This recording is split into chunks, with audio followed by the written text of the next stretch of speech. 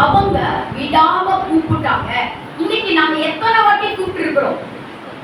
மத்தேயு 9:27 ஆண்டவரை அவங்க கூப்பிட்டுட்டே இருக்கிறாங்க.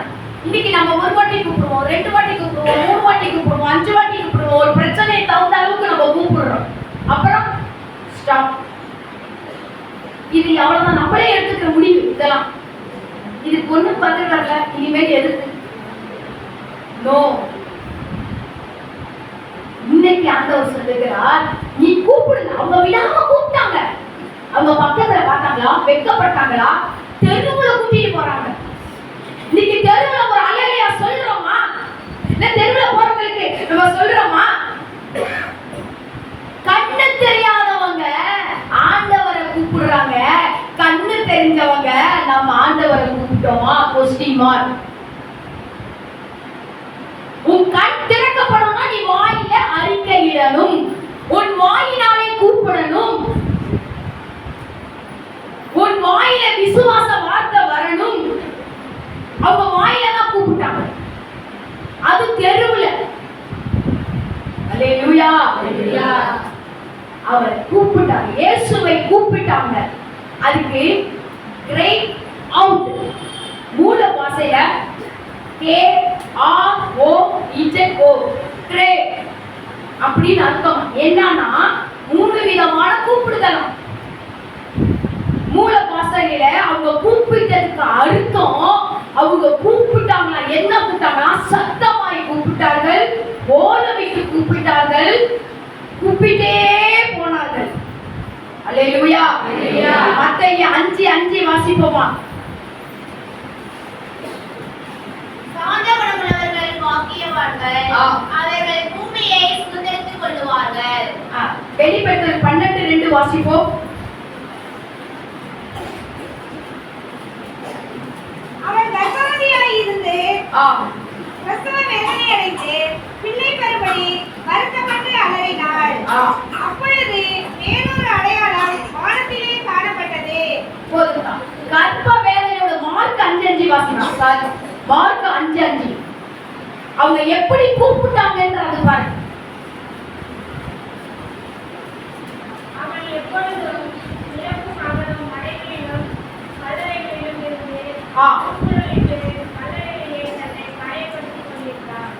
கூக்கரலிட்டு கூப்பிட்டாங்க.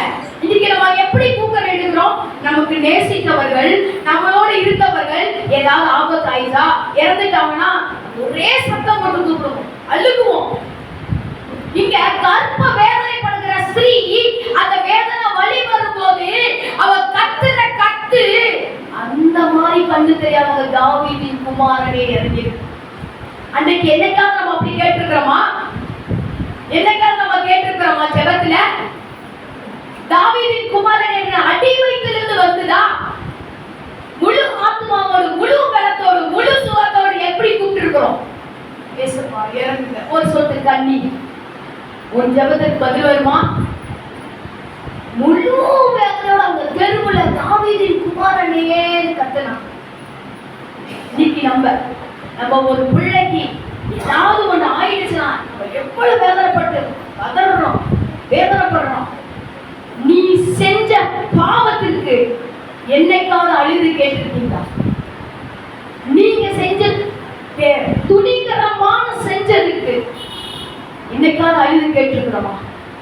துணிகரமா செய்கிறோம், துணிகரமா பேசுகிறோம். என் தேவனுக்கு பயப்படுறது இல்ல, இயேசுவுக்கு பயப்படுறது இல்ல. ஏனென்றால் விஞ்ஞானம் வளர்ந்துருச்சு. துணிகரமான செல்லு பாக்குறீங்க, அசுத்தமானதை பாக்குறீங்க. அப்ப அந்த ஆவி கிரியை செய்யும், மாம்சத்தின் கிரியை வேலை செய்யும். துணிகரமான காரியங்கள் செய்யும்போது எப்படி ஆண்டவர் இறங்குவார்? இவங்க அப்படிதான் கேட்டாங்களா? தெருவுல வெக்கப்படாம கேட்டு கூப்பிட்டீங்க. அவங்களுக்கு தேவை அற்புதம். அப்ப அவங்க கேட்டிருக்கும் போது ஆண்டவர் ஒரு கண்ணை கொடுத்து ஒரு பார்வை இல்லாம கொடுத்திருந்தா பெற்றுட்டு போயிருவாங்களா? இல்ல ஒருத்தருக்கு மட்டும் எல்லா கண்ணு தெரிஞ்சு ஒருத்தருக்கு கண்ணு தெரியாம இருப்பாங்களா? இல்ல நம் தேவன் அப்படிப்பட்டவரா? பச்சைமாதம் உள்ள தேவனா நம் தேவன்? உனக்கு இந்த இல்ல, என் தேவன் அற்புதம் செய்கிற மேசியாவாய் வருகிறார். அவங்க வாழ்க்கையில மேசியாவா வந்தார்.